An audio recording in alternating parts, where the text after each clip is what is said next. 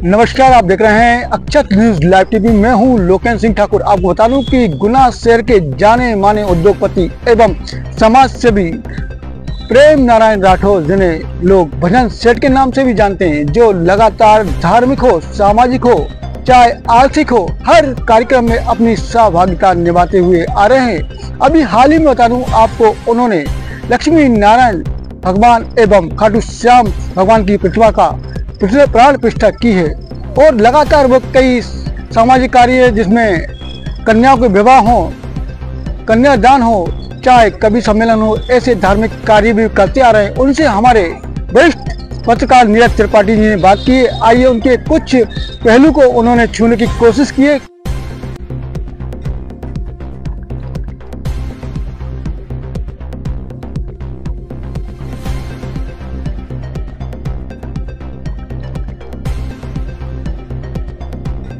समाज सेवा के क्षेत्र में अगर सबसे पहले कोई नाम आता है तो वो है समाज सेवी और शहर के ही नहीं प्रदेश के जाने माने व्यवसायी प्रेम नारायण राठौर भजन सेठ जी का।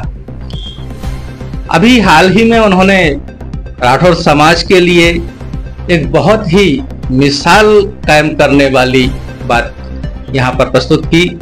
उनके जन्मदिन पर उन्होंने तमाम ऐसे लोगों को उनका खुद का आशियाना बने, इसके लिए भूखंड उपलब्ध कराए।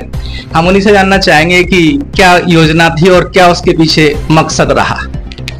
ये योजना के पीछे सिर्फ मेरे माँ बाप की प्रेरणा थी और मेरे माँ के नाम की जमीन थी, तो मैंने इस नगर का नाम लक्ष्मी राम नगर रखा है। और हमारे समाज में बहुत से असहाय मकान वाले हैं, तो हमारी यही प्रयास है कि हमारे सब भाइयों ने अच्छा सिलेक्शन करके, जिनके पास वास्तव में मकान नहीं है, अभी 63 मकान अलॉट करे हैं। अगले साल 63 करेंगे और उससे अगले साल 63 करेंगे। ऐसे 180-200 प्लाट हमारे निकल रहे हैं, तो 3 बरस में हम सबको सबल बात। यानी ये साल दर साल 3 साल तक इस तरह से योजना चलती रहेगी। 63 प्लॉट प्रति वर्ष जन्मदिन के मौके पर दिए जाते रहेंगे। इसके अलावा भी बहुत सारे समाज सेवा के अनगिनत काम हैं, आपके गिनाए नहीं जा सकते। एक आप विवाह सम्मेलन का भी एक बड़ा आयोजन करते हैं, तो उसके बारे में भी जरा बताएं। 2005 से हमारे गांव पे देवताओं का स्थान है, ग्राम छैलाई में। हम लोग अखाई के निवासी हैं। वहाँ पूजा करने भागवत जी का मन हुआ पूरे परिवार का, तो भागवत जी करते लगे। उससे हमें फिर शादी की प्रेरणा आई। अभी 20 बरस में लगभग हम 4200 शादी कर चुके हैं और 125 शादी 17 अप्रैल को होने वाली हैं। और हमने जितने जोड़ों को शादी करी, अब आशीर्वाद देते हैं, तो हम 4200 ही जोड़ों का जो मानते हैं उनका भविष्य अच्छा है, क्योंकि आज तक कोई ने हमसे दुख की कल्पना नहीं करी। तो मैं मानता हूँ कि वो 42 परिवार खूब फल फूल रहे हैं और बहुत अच्छी तरह रह रहे हैं।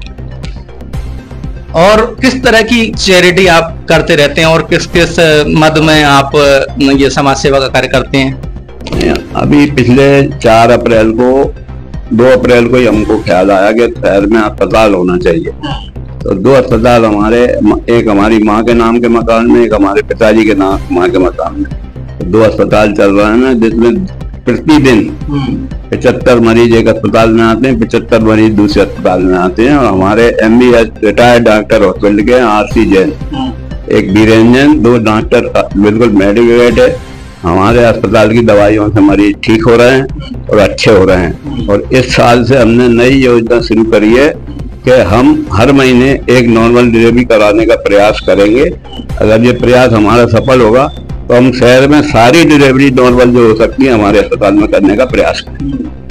निश्चित रूप से ये तो बहुत ही सराहनीय पहल है आपकी, क्योंकि अक्सर इस तरह की परेशानियां आती हैं, चाहे शहर के तमाम प्राइवेट अस्पतालों, सरकारी अस्पतालों, वहां पर नॉर्मल डिलीवरी की कहीं ना कहीं समस्या आती है। ये बड़ा बेहतरीन आपका विचार है और निश्चित रूप से आप इसमें कामयाब होंगे। इसके अलावा भी मैंने देखा है कि शहर की तमाम सार्वजनिक इमारतों पर आप के ही समाज सेवा के कार्यों का कहीं ना कहीं उल्लेख है। अभी मैं मानस भवन में गया था तो वहां मैंने देखा कि जो तुलसीदास जी महाराज की जो प्रतिमा है उस पे भी आपके पिताश्री का नाम अंकित है, और मुक्तिधाम का तो है ही।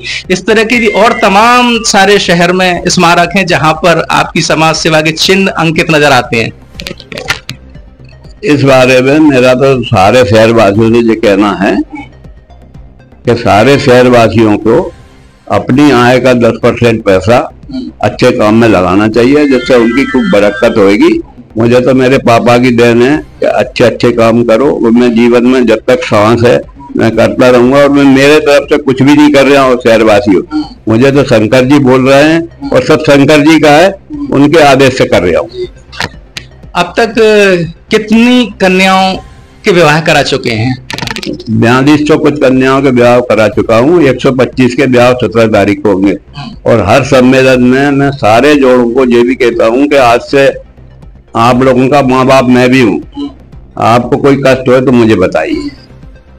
और आज तक मेरे पास कोई नहीं आया, तो मैं ऐसा मानता हूँ कि वो भविष्य में अच्छे रह रहे हैं, सुखी रह रहे हैं। मैं उनके उज्जवल भविष्य की भी कामना करता हूँ।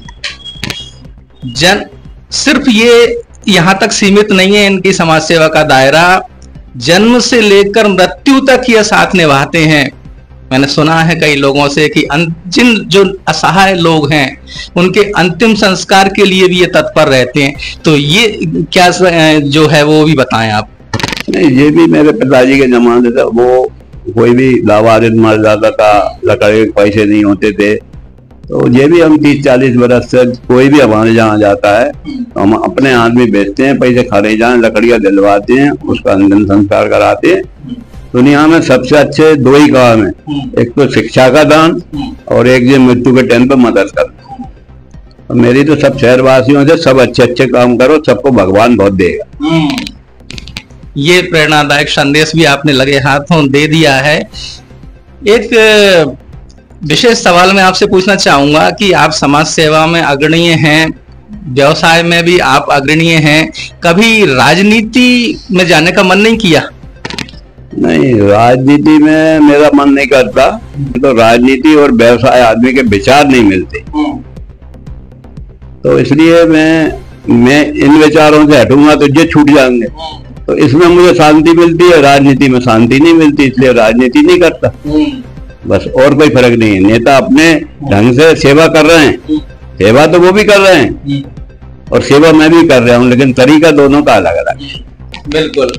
और शांति आपको मिलती है कभी सम्मेलन कराने में, भागवत कथा कराने में, शिव पुराण कराने में? नहीं, सबसे ज्यादा शांति मिलती है आदमियों को खाना खिलाने। आज जो मंदिरों की स्थापना कराई है उसमें 3000 आदमियों का भोजन चल रहा है और अभी भी चल रहा है। तो मेरे को खाना खिलाने का एक विशेष शौक है। मैं खुद भी 4-5 आदमियों के साथ ही खाना खाता हूँ रोज। सामूहिक रूप से ही आप खाना पसंद करते हैं, अकेले आपको खाना भी रास नहीं आता। बिल्कुल, निश्चित रूप से यही भावना होना चाहिए, वसुधैव कुटुंबकम की भावना। एक सफल व्यक्ति के पीछे यही एक कारण हो सकता है। आज इनकी सफलता का भी शायद यही राज है, सबको साथ में लेके चलते हैं। सर्वे भवन्तु सुखना की भावना आपके साथ है निश्चित रूप से। अब कोई ऐसी कोई चीज, काफी कुछ, इतना सब कुछ कर दिया है आपने, अभी कोई और ख्वाहिश बाकी है? ख्वाहिशें तो आदमी की कभी पूरी नहीं होती। मैं जो जीवन है उसमें संतुष्ट हूँ।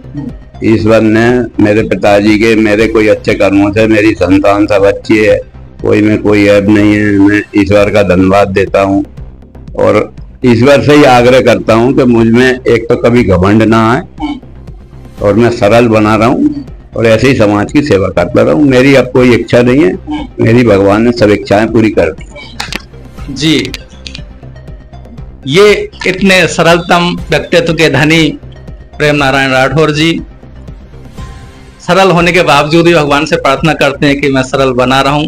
निश्चित रूप से भगवान आपकी मनोकामना पूर्ण करेंगे। आप सभी का, राठौर साहब आपका भी अक्षत न्यूज लाइव टीवी की तरफ से धन्यवाद और आप सभी दर्शकों का भी धन्यवाद। मैं नीरज त्रिपाठी, अपने डायरेक्टर लोकेन सिंह साथ, नमस्कार। आप भी शहर में एक ऐसा स्थान तलाश रहे हैं जहां एक ही छत के नीचे सारे के सारे इलेक्ट्रॉनिक आइटम मिल जाएं, तो फिर देर मत कीजिए, टेलीविज़न, एसी, वॉशिंग मशीन और भी तमाम सारे आइटम यहाँ पर एक ही छत के नीचे लेकर आया है गोपाल इलेक्ट्रॉनिक्स। जी हाँ, और एक खास बात आपको बता दूं, क्या 1 रुपये में भी आप कोई आइटम घर ले जाना चाहते हैं?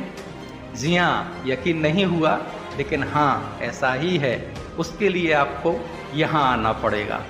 और ये तमाम विशाल श्रृंखला, फ्रिज हों, एसी हैं, कूलर हैं, पंखे हैं और भी न जाने क्या क्या घर में उपयोग होने वाले तमाम आइटम यहाँ पर उपलब्ध हैं। और सबसे बड़ी बात यह है कि बहुत ही कम कीमत में, जी हाँ, बाजार मूल्य से कम कीमत, सभी ब्रांडेड कंपनियों के मोबाइल यहाँ पर उपलब्ध हैं। खासकर जो लेटेस्ट मॉडल आते हैं वे सबसे पहले यहाँ पहुँचते हैं और युवाओं का यहाँ पर विशेष रुझान रहता है। एक भरोसेमंद नाम है गोपाल इलेक्ट्रॉनिक्स और इसीलिए यहाँ आप देख सकते हैं ये विशाल रेंज यहाँ पर मोबाइलों की मेरे पीछे आपको दिखाई दे रही है।